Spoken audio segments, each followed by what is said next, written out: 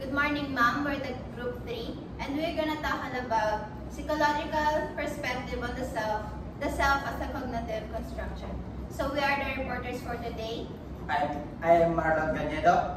I am Ria May Payoran. I am Justin Martin Balete. I am Felicity Kimla. I am Martin Talavera. I am Ella May Viva. So introduction. The self as a cognitive construction is the view that oneself is who I am.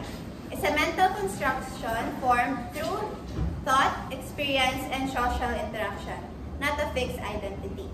This view particular explored by William James with his I self, the thinking, acting self, and me self, the self concept or image, self-image, highlights how the self is shaped by our perceptions and comparisons with others, developing and changing over time and across social contexts. So sa introduction, we're gonna talk about cognitive construction and particular and explore ni William James na tinakal niya about I self and me self. So next slide. Key aspects of the self as a cognitive construction. I self versus me self. William James. I self, the subjective acting, thinking, and feeling self that is subjective or experience and consciousness. And me self, the self-concept which includes one physical and social characteristics as well as thoughts, feelings, and beliefs about oneself. So sa I self, dito na nakapaloob, sabi kasi dito, subjective. So, meaning by that is subjective is marami siyang concepts, marami siyang aspects, and pwede natin siyang ma-adopt sa ibang tao by compiling the perspective of others with yourself. Kung ano yung tingin nila sa'yo. Kung baga, for example, tingin nila sa'yo or sinasabi nila sa'yo is, ang galing-galing mo, ganyan. Then, pwede mong gawing strength yon to believe na magaling ka talaga. And to develop your confidence. So, sa me-self naman, ito na yung self-concept. So, ito na yung mga ugali mo, yung kung paano ka mag-isip, kung ano yung mga nararamdaman mo, yung mga beliefs mo about sa sarili mo. For example, sa me-self kasi, andito na yung kung paano mo tignan yung ibang mga bagay, kung paano mo sila i-adapt. Kumbaga itong sa me-self, ito na talaga yung ugali natin. Hindi lang dahil sa nakikita natin or sa mga sinasabi nila, kundi na gusto natin talaga. So, next slide is the William James. William James helped shape American intellectual life in the 19th and early 20th centuries.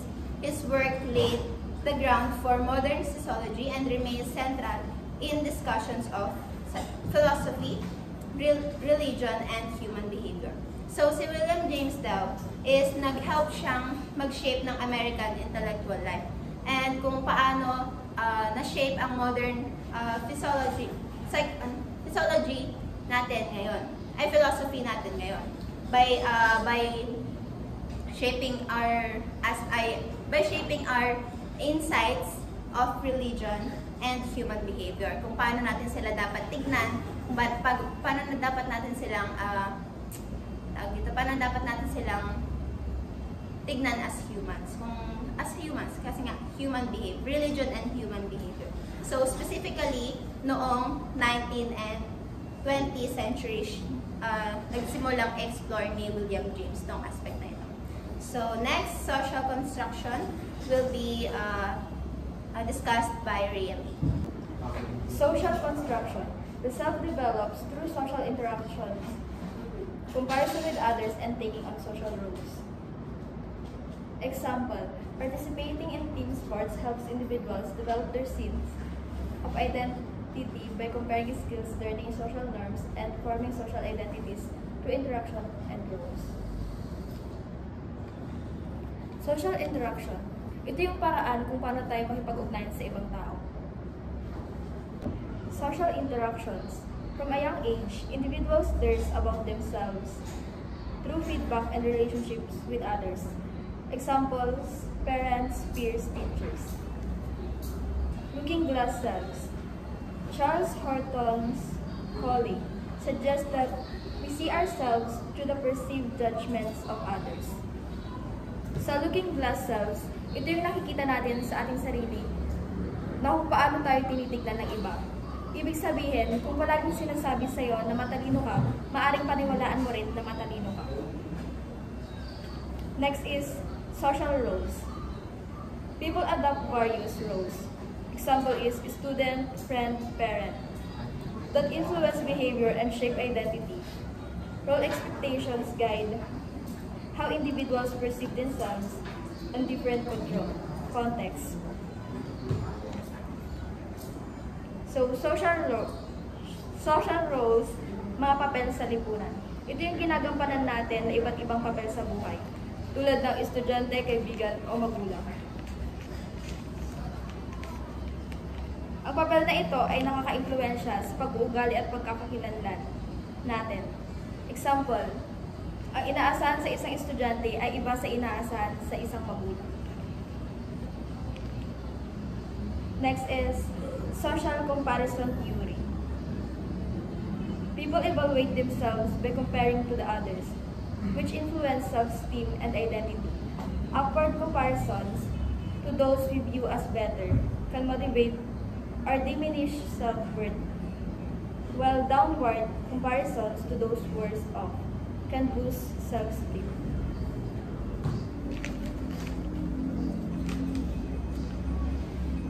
Social comparisons theory. Teorya ng paghahambing o pagkukumpara sa lipunan. Ito yung kinukumpara natin yung sarili natin sa ibang tao. So, paano ito nakaka-apekto sa atin? Example is, pagkukumpara sa mas mataas. Kung kinukumpara mo yung sarili mo sa mas magaling sa'yo, maaring ma-motivate ka o mawalan ka ng kumpiyansa o tiwala sa sarili mo. Next example is, pagkukumpara sa mababa. Kung kinukumpara mo yung sarili mo sa mas mahina sa'yo, maaring tumaas ang iyong kumpiyansa o tiwala sa sarili. In short, ang pagkakakilanlan at kumpiyansa sa sarili ay nabubuo through communication sa ibang tao, pagganap ng iba't ibang papel sa lipunan at pagkukumpara natin sa ating sarili sa iba. So, for the internal and external factors, the self are shaped by internal factors, thoughts, beliefs, and feelings. And the external factors are social context, cultural influence. Internal factors, thoughts and beliefs. Personal narratives, values, and beliefs shapes how we interpret the world and ourselves. The emotions and feelings, affects regulation and emotional intelligence, influence how we experience and express our sense of selves. And the personality traits, characteristics like introversion and extroversion or openness to experience play a role in shaping self-concepts. External factors, social context, the environment including family, culture, peer groups, and socioeconomic status molds the self. Cultural influences, individualistic cultures promote a sense of independent self, while collectivist cultures emphasize interdependence and social harmony.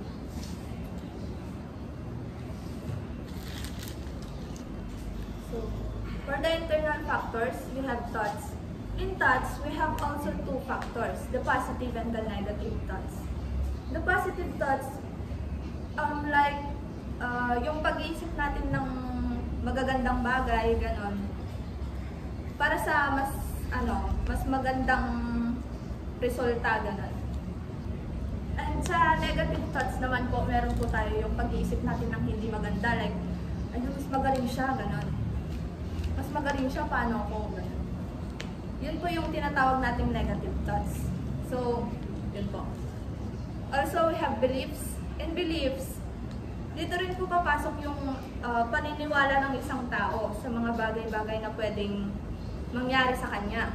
Like sa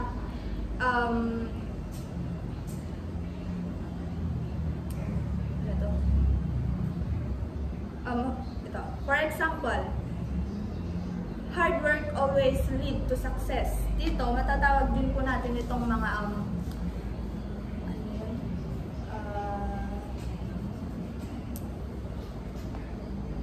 kasabihan. Ayun. May mga kasabihan po tayo na pwedeng kasabihan. Ayun, basta kasabihan.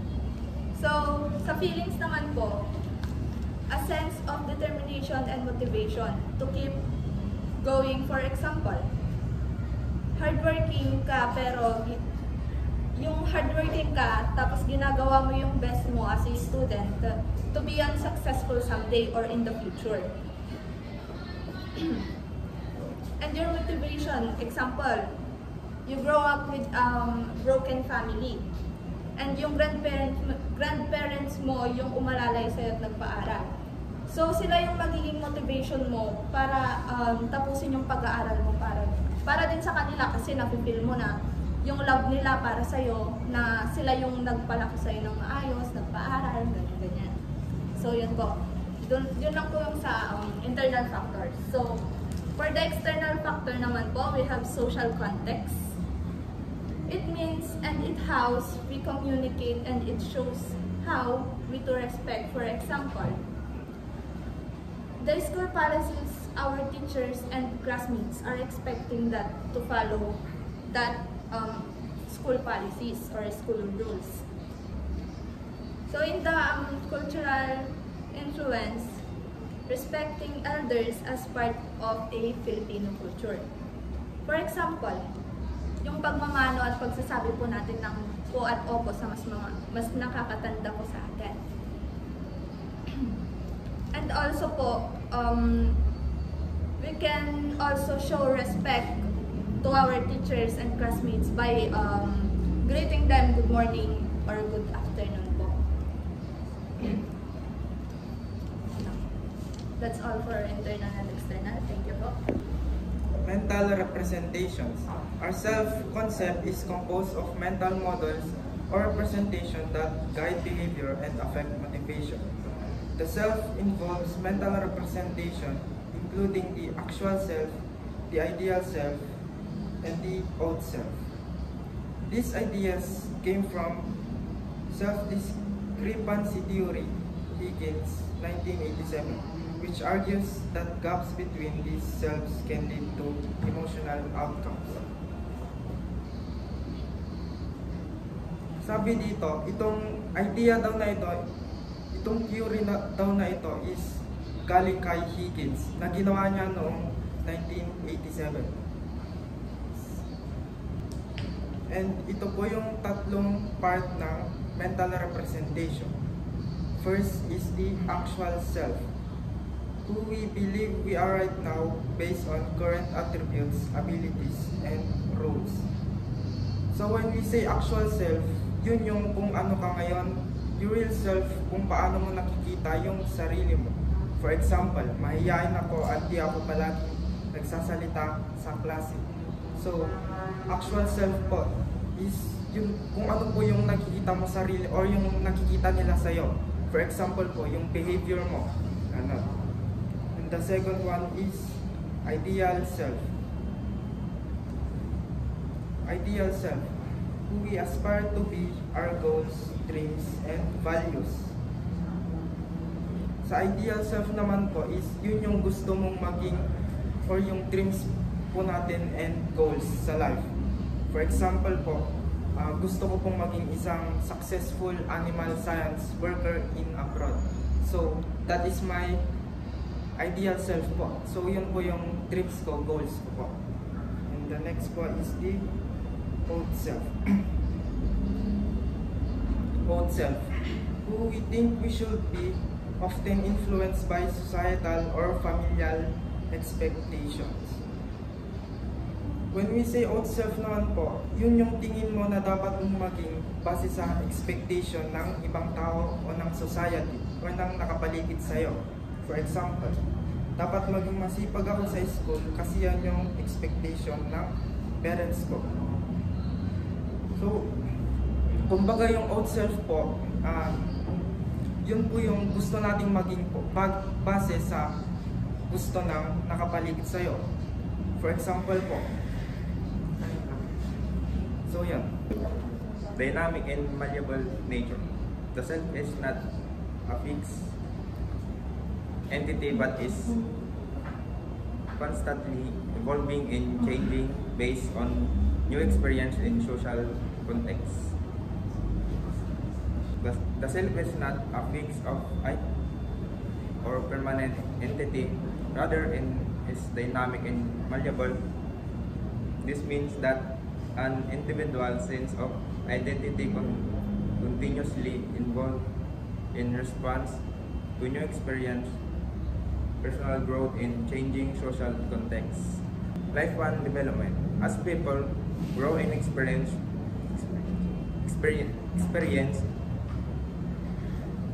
new life stage, aging, adolescence, parenthood, retirement, their self-concept adapt.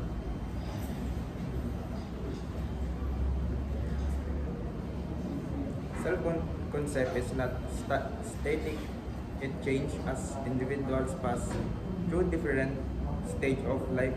Each stage, childhood, adolescence, adulthood, parenthood, retirement, brings new roles, responsibility, and experience that reshape how a person views themselves.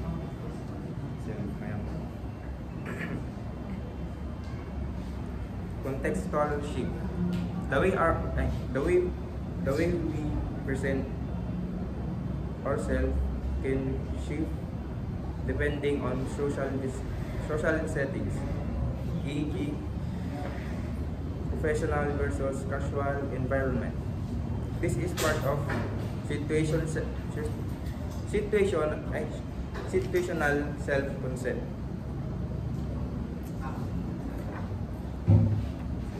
How we present ourselves depends on the social context. People adapt their behavior, communication, and identity depending on where they are and who they are with. This flexibility is part of situational self-concept.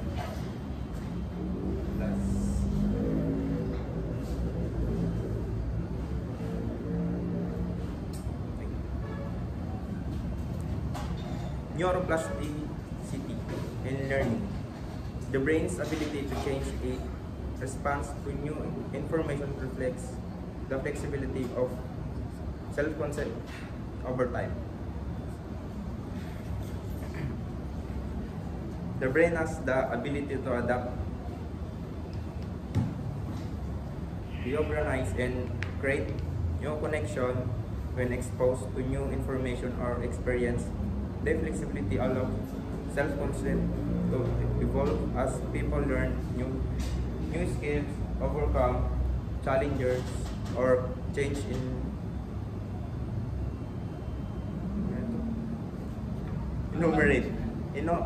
Cognitive processes. Cognition plays a key role in how we develop and maintain a sense of self. The formation of the self relies on cognitive processes such as self-comparison, self-awareness, self-esteem, and self-esteem, and self-reflection. Explanation. Cognition plays a key role. Cognition refers to the mental process of thinking, learning, remembering, and understanding. These processes are essential in shaping how we see ourselves and how we interact with the world. Developing a sense of self. Through cognition, we learn how to compare ourselves with others, recognize our strengths and weaknesses, and build our identity. Maintaining a sense of self, cognitive processes such as self-awareness, self-reflection, self-esteem help us stay consistent with who we are, while also allowing us to grow and adapt. Example, Di ko kita when you reflect on your achievement after an exam, you're not only build confident but also strengthen your identity as a capable student. The formation of the self relies on cognitive processes are self-comparison, self-awareness, self-esteem, self-schemas, and self-reflection. The formation of the self and cognitive processes, the way we understand and build our sense of self depends on several cognitive processes. Cognitive processes shaping the self. Self-schemas, mental structure that help organize and interrupt information about the self.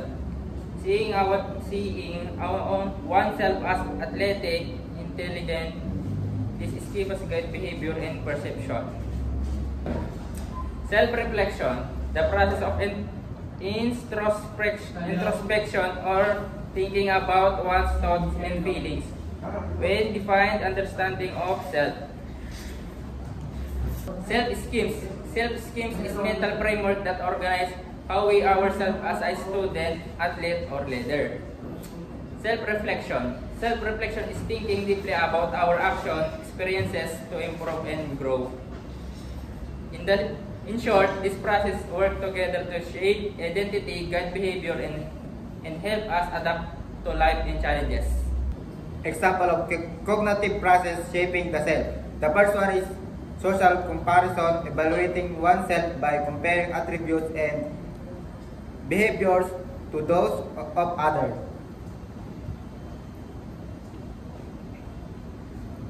Ang pag-aambing sa lipunan ay kapag ang mga tao ay tumitingin sa iba upang malaman kung ano ang kanilang ginagawa. Halimbawa, maaari itong iambing ng isang tao ang kaniyang mga marka, sura, trabaho o pamumuhay sa mga kaibigan o sa tao sa online.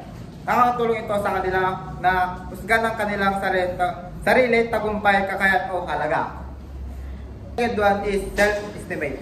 The feelings and emotions that arise from one's self-concept, which can lead to both positive outcomes and unhealthy behavior like necessary.